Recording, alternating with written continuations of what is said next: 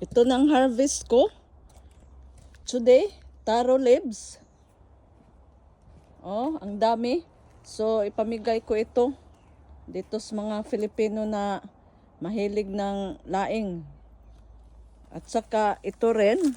Oh, ang dami rin ng mga harvest ko ngayon. Mga kamatis.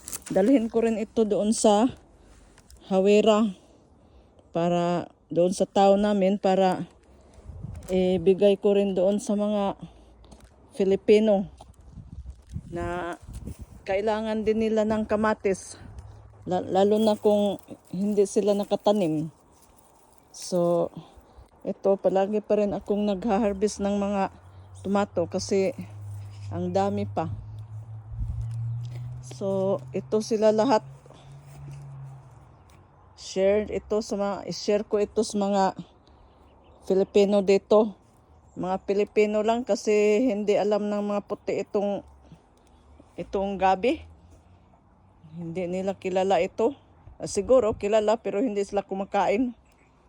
So I will share it to our mates, Filipino mates na mga kababayan.